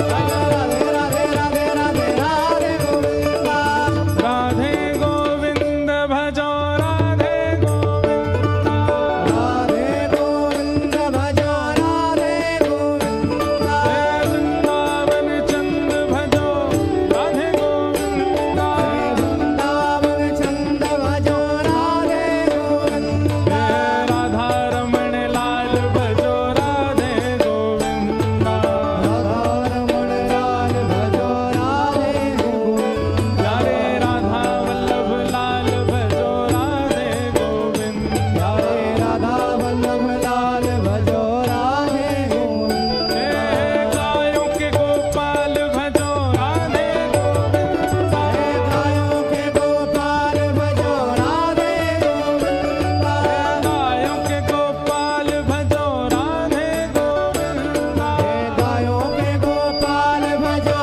राधे गोविंद, गिरिवर गोपाल भजो राधे गोविंद, गिरिवर गोपाल भजो राधे गोविंद, गिरधर गोपाल भजो राधे गोविंद, प्यारे गिरधर गोपाल भजो राधे गोविंद, जुगल किशोर लाल भजो राधे गोविंद, जुगल किशोर लाल भजो राधे गोविंद, राधा वल्लभ लाल भजो राधे गोविंद, राधा वल्लभ लाल भजो राधे गोविंद, राधा गोपीनाथ भजो राधे गोविंद, राधा गोपीनाथ भजो राधे गोविंद, श्री मदन मोहन लाल भजो राधे गोविंद, मदन मोहन लाल भजो राधे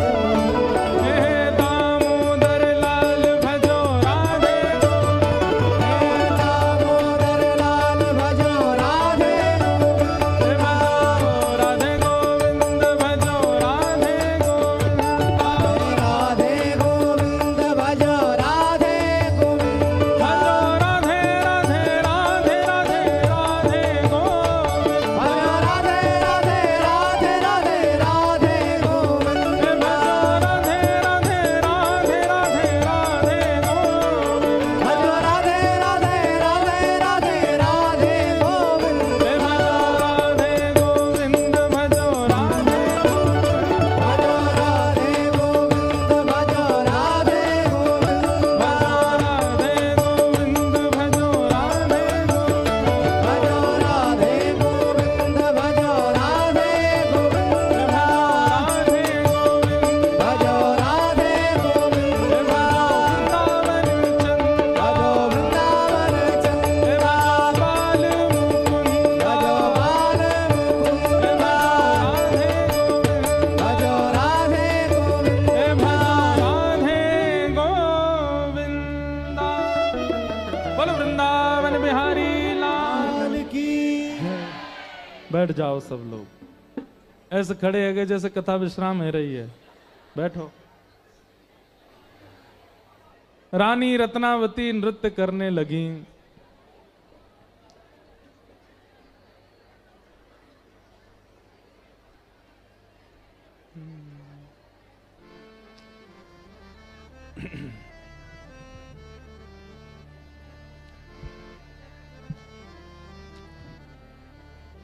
सब संतों के कीर्तन को सुनकर के ब्रजवास ब्रज से आए हैं संत, यह जान करके रानी रत्नावती आनंद में भर गई, कीर्तन करने लगी।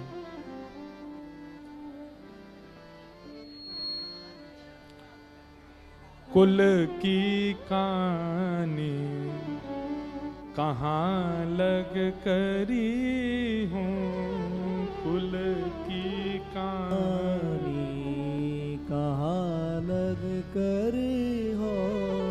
तू आगे मैं कहूँ जू सांची, तो आगे मैं कहूँ जी साचे।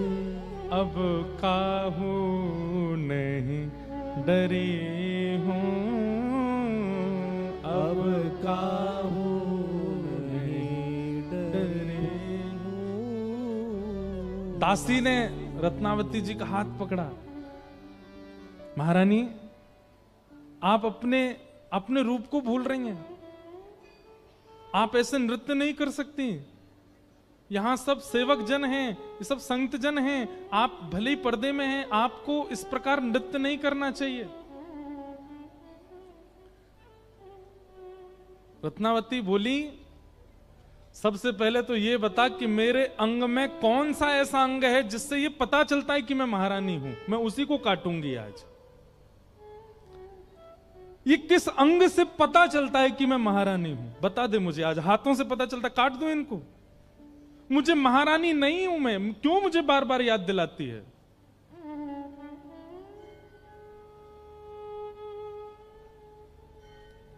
राजा को पता चला तो, महाराजा को पता चला तो, और उनको पता चला तो सब लोगों को क्या बात बनाएंगे सब लोग? सूरदास जी गा रहे हैं, कुल की कहानी कहाँ लग करी हूँ, कुल की कहानी कहाँ लग कर हो। लोग कुटुंब जग के जे कहियत, लोग कुटुंब जग के जे कहियत, पहले सब निदरी हूँ, पहले सब निदरी हो। अब यह दुख सही जात नामों पे, अब यह दुख सही जात नामों पे, अब यह दुख सह जात नामों पे, अब यह दुख सही जात नामों पे। विमुख वचन सुन मरे हूँ, विमुख वचन सुने मरे हो। जीवन भर ये रानी का चोला पहन करके महलों के भीतर बैठ करके इन विमुखों के बीच में मरना है क्या मुझको? अब मुझे किसी से डर नहीं है। और सुन, क्या ये पर्दा हटा बीच से, वो जो जीना पर्दा लगा था जिसमें बैठ के वो दर्शन करती थी।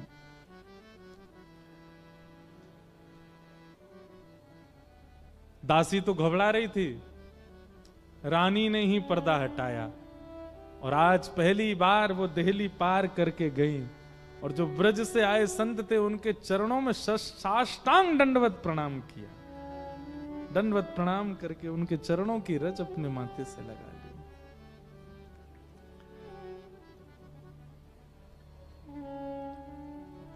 भक्ति निडरता भी देती है, लेकिन ऐसी निडरता नहीं कि महाराज दो चार मल्ल देखे तो लड़वे पहुंच गए, वो वाली निडरता नहीं। पर ये भय समाज का, संसार का, लोक का, संप्रदाय का, और कहें तो जाति का, इन सब का जो भय चित्त में व्याप्त रहता है, ये निडरता नहीं है। ठाकुर जी इतने बंधनों में हमको बांध के दुनिया में भेजते हैं। धीरे धीरे धीरे भक्ति की धार इतनी पैनी होती चली जाती कि धीरे धीरे सारे बंधन अपने आप कटते चले जाते। जात पात पूछे नहीं को, हरि को भजे सो हरि को। ये जाति में हम कब तक हैं पता है? ये चैलेंज है हमारे लिए कि हम ये हैं, हम ये हैं, हम ये हैं। आप अपनी भक्ति की स्थिति से, अपनी भक्ति के स्तर से एक दिन उसको काट दो। लोक कुल की लाज मर्याद आदि, अरे कहां तक है स्त्री पुरुष का भी, ये भी एक बंधन है कि तुम स्त्री हो हम पुरुष हैं। जाके देखो इन्हीं गौरी शंकर भगवान को वृंदावन में नथनी वारे बन के बैठे वहां पे। भक्ति ये लाज भी नहीं रहने देती कि हम कौन है। ये सब धीरे धीरे कटवा देती है भक्ति की धार। आमेर के किले में मानो जैसे भूकंप आ गया, बात पहुंची राजा के कान में कि महाराज अब तो आपकी आंख के पीछे कुछ भी हो रहा है। बहुत सुंदर चरित्र रत्नावती जी का।